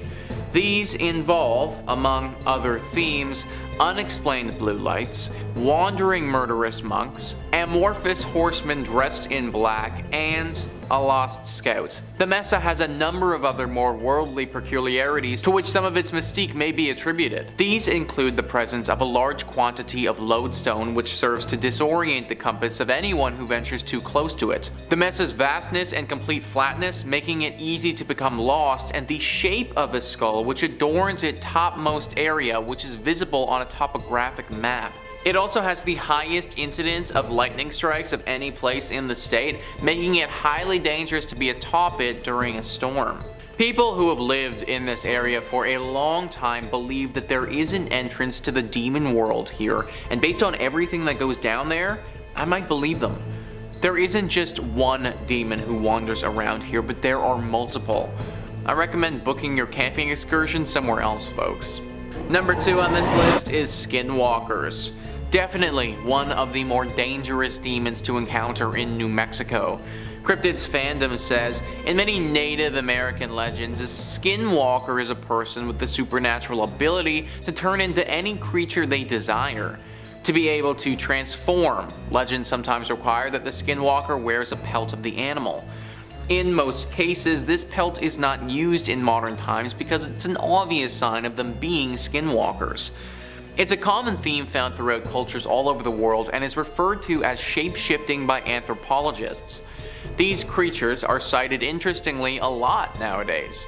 Many Native Americans dislike the fact that skinwalkers appear in modern media because of the superstition that mentioning them might cause them to hunt the mentioning person down. This is the same reason why they don't like talking about them with non-natives. We have done tons of videos on skinwalkers before. Stories of people being taken or barely escaping with their lives from these creatures. Stories where people will be driving down the highway and these beasts are keeping up with their car that's going over 100 kilometers per hour. These are dangerous creatures and they should not be trifled with. Be very careful if you're in New Mexico because that is one of their favorite hunting grounds. And number 1 on this list is La Mala Hora. This is a demon that you need to avoid at all costs. It's said to be a wicked and cruel demon spirit who will appear to people on long country roads late at night. Around the communities that it regularly stalks, this thing is more feared than the devil. At first, you won't even know what you're looking at. A dark lump or cloud will appear. Something completely unnatural and that defies the laws of physics as we know them. This lump or cloud will rapidly shift and change its shape and size. Now, apparently, if you look at this process for too long, then you will assuredly go insane. Your entire brain will slowly but surely turn to mush, and you will be left as a shell of your former self. And as if that isn't bad enough, there's actually a lot more. The going insane thing is just one of this crazy demon's abilities. It's also very capable of hypnotizing and paralyzing you. Usually it does this right before it strikes. Once you're paralyzed, it will rush you as fast as possible, and in a blink you will be enveloped by this smoky blackness. Then, seconds later, you'll be dead, and the cloud will move on as if nothing happened. This is one of the outcomes that can happen with La Malahora. The other outcome involves her showing up as a human. Occasionally, this demon will appear in the form of a woman. A woman wearing all black clothing, looking like she is in desperate need of a bath. If this is what you see late at night on the road, then congratulations. It's your lucky day. You won't be killed tonight. However, don't celebrate too soon, because it means that you, or someone you deeply love, they're gonna be dying very shortly. So even though you don't die right there and right then, death is on the horizon. However you spin it, this demon really is the worst. If I was you, then if it's past 10 o'clock at night in New Mexico, do not be going out on any dark roads. Number 5 on this list is El Coco. El Coco is a demon that is said to specifically go after children living in South America. This is a story that is told to children all over the continent to ensure that they go to sleep when they're supposed to. Villains Wiki says, Coco is a monster who exists to enforce taboos and ensure that children sleep when told. For, should children disobey orders to sleep, Coco is said to hunt them down and may inflict a number of gruesome punishments upon them depending on the story. Usually he's said to eat the children or spirit them away, never to be seen again. Coco may also emerge as a female known as La Coca. The two beings are seen as extensions of the same monster, and as such, the Coca is little more than Coco, taking a female guise, and vice versa. Both share the exact same motives and terrible behaviors. While a force of punishment, Coco is also an opportunist and is said to outright kidnap and devour any disobedient he can find. This is seen as further proof that children should mind their manners and always obey their elders in case a lurking Coco happens upon them misbehaving and captures them for a nightmarish fate. El Coco, El Coca, really doesn't matter which one you get because they're both gonna destroy you if you're a and you disobey your parents. Now, this is probably just a story told by parents to frighten their children into doing what they want them to do. But if there is some legitimacy to this, then this is by far one of the worst demons in South America. To kidnap and kill little for not going to sleep when they're supposed to is pretty horrible. If I was a kid and I heard this story, I'd be so scared to go to sleep on time that I probably wouldn't be able to fall asleep on time. Thank goodness I grew up in North America and didn't have to deal with El Coco. Number 4 on this list is La Viudita. This demon is specifically out here hunting for the men. Max Gax writes, this is a common tale across Latin America, including Argentina. La Viudita is known as the Black Widow. She's said to be a beautiful woman, veiled and dressed in black from head to toe, who walks in the streets after midnight. She tries to get drunk men to her house. If she succeeds, it's then and only then that she will take off her veil to reveal that her face is nothing more than the grotesque skull. The sight is said to be so horrific that the men are quite literally scared to death as the woman lets out a shriek of hair-raising laughter. For those that survive, they awake at dawn, usually lying in a puddle or covered by thistles and swearing to never party until late again. Let me tell you guys, I am the type of individual who likes to go out.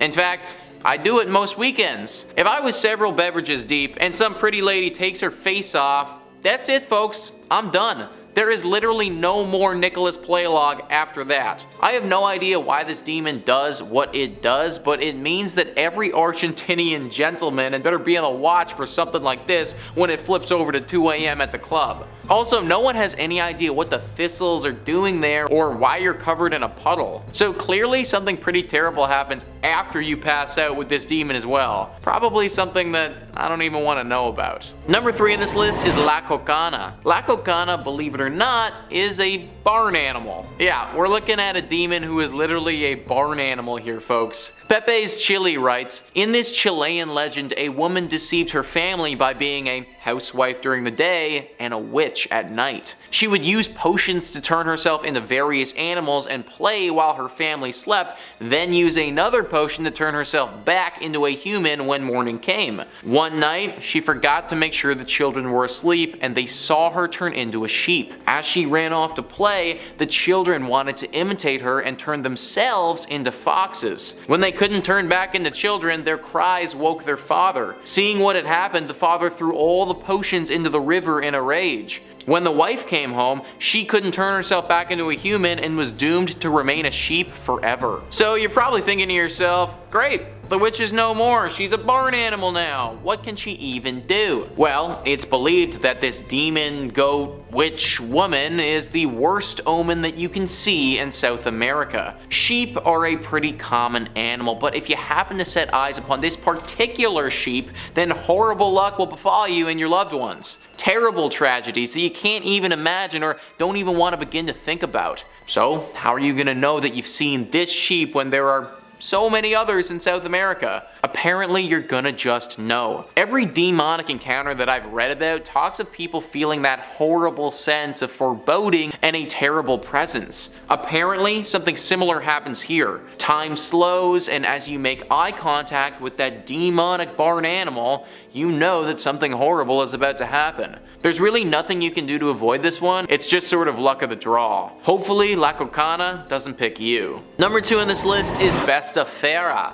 Bestafera is absolutely deadly, guys, and one of the most visually striking demons on this list. TV Tropes writes, Bestafera, translated to bestial beast, the Bestafera is a horse with a human torso, believed to either be a servant of or the devil himself, who leaves hell through cemeteries during full moon nights to brand people with his mark, which dooms them to hell. Some legends say that instead of marking people, its sight causes them to go insane, but only for a few days. It's also said that it roams forest areas in search of a blood-soaked red flower, and that when he finds it, he disappears. Blood-soaked red flower. No idea what that is, and I don't think I even really want to know either, guys. This is not the creature that you want to run into if you're chilling in South America. This may even be the devil himself for all we know. Artists' renditions of this creature are truly terrifying, and we don't actually have any photographs of the beast because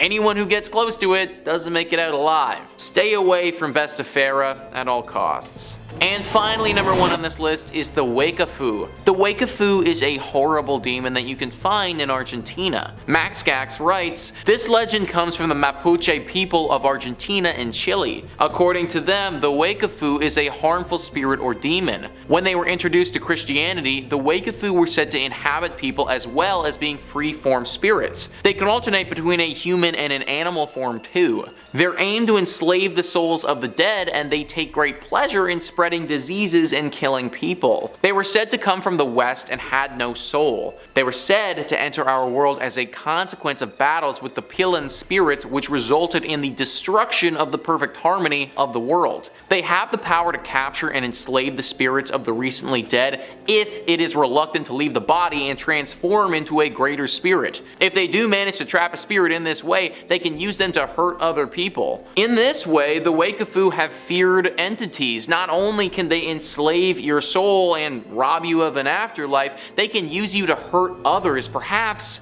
even your own family and friends, and many feel this fate is truly worse than death. Now, what I want to know, folks, and I don't think there's any way to find this out without getting enslaved, but what does it feel like to be under their control? Are you aware that you're under their control? Do you recognize the actions that you're doing when you do them, or are you just a mindless dummy who's a shell of your former self? Personally, if I ever was to get attacked by one of these things, I would prefer the latter. If this demon forced me to kill or harm my family and loved ones, and I was aware of what I was doing, then yeah, that is way worse than death. Trapped in your own mental prison, having to watch as you hurt the ones that you care about, it's no wonder this demon is so feared in Argentina and why the locals have tried to do everything they can to avoid it. Number 5 on this list is the Lacanon. These are tricky demons, and if they approach you, then you need to be very wary. Wikipedia says Dalakitnons are a race of elf-like creatures in Philippine mythology. In Visayans, they were believed to be handsome and beautiful creatures that resemble nobles and monarchs of the pre-Hispanic Philippines.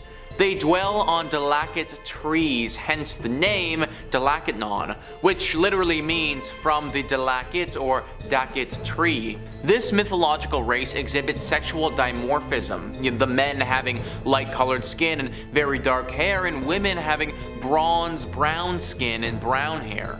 Stories say that they have leaf-shaped pointy ears, depicted in modern times as gothic, like tall, handsome males and beautiful females.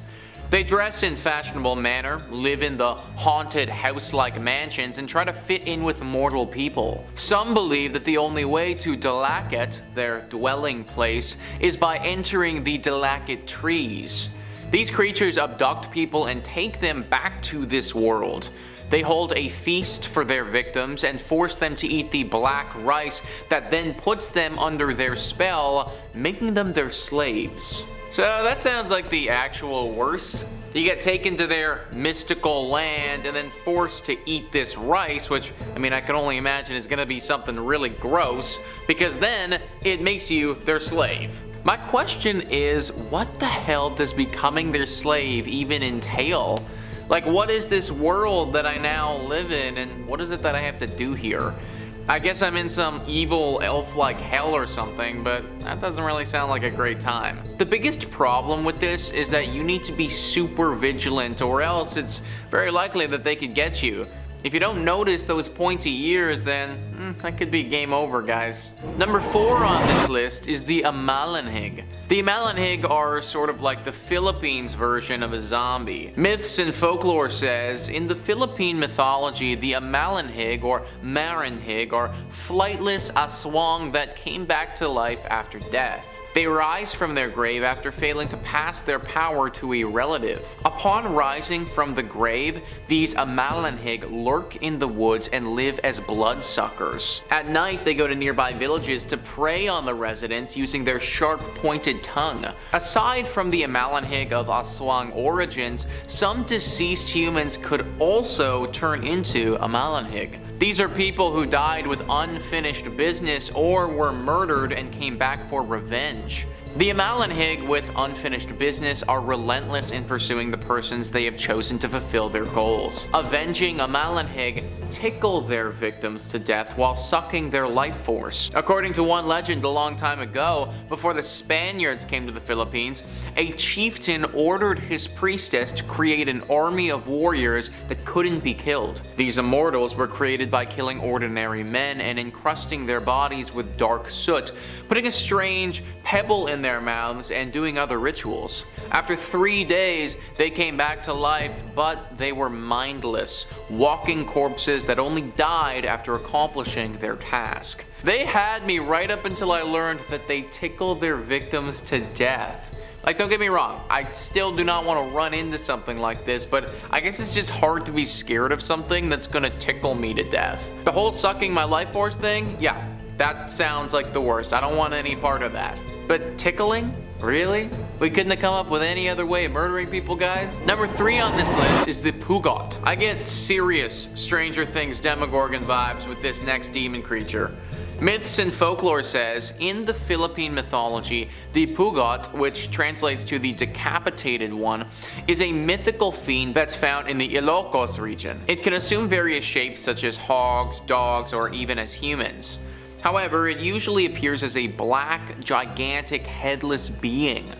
The creature usually resides in dark places or deserted houses.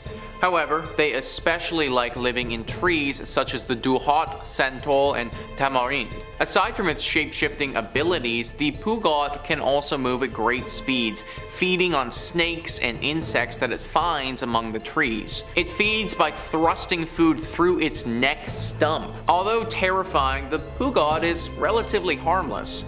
However, the creature is fond of women's underwear and steals them when they're being dried on a clothesline. The Pugot is also found in the Ilfogo myth Tulod Nimputo, the self-beheaded, where he appears to the human hero.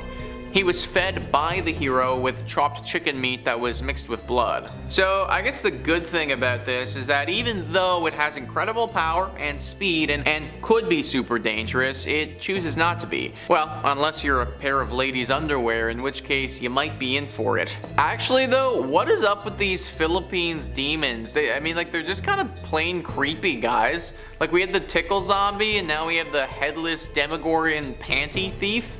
I swear that this legend was just made up by like some super weird guy just as an excuse for why their neighbor's underwear kept going missing. Number 2 on this list is the Batty Bat. This is a very dangerous demon and one that you do not want to piss off. Myths and folklore says in the Philippine mythology, the Batty Bat or Bangungot is a vengeful demon found in Ilocano folklore. These demons were blamed as the cause of the fatal nocturnal disease called Bangungot. They usually come in contact with humans when the tree that they reside in is felled and made into a support post for a house. This causes them to migrate into holes found in the post. The Batty Bat forbids humans from sleeping near its post. When a person does sleep near it, the Batty Bat transforms to its true form and then attacks that person. It sits upon the chest of its victim until he suffocates. To ward off the Batty Bat, one should bite one's thumb or wiggle one's toes. In this way, the person will awaken from the nightmare induced by the Batty Bat. Once again, guys, we just have one of the scariest demons here with also the weirdest caveat attached to it. To ward this thing off, we need to wiggle our toes? Like, are you actually kidding me? I mean, at least this one doesn't steal panties, I guess, so, that's a thing. Also, this one, unlike some of the others, is actually very deadly. You could easily die from this thing if you're unable to wiggle your toes, which would actually be rather hard considering you're going to be asleep when this thing attacks, so it could be game over. I could totally see how if I was living in the Philippines, this thing would be one of my biggest fears. Like, I would exclusively be living in like a brick house or something. No wooden posts for me. And finally, number 1 on this list is the Ek. This one had to be number 1, and when you hear what it does and how it operates, you'll understand why. Wikipedia says in Philippine mythology, Ek are bird-like human creatures. They are winged humans who search for victims at night.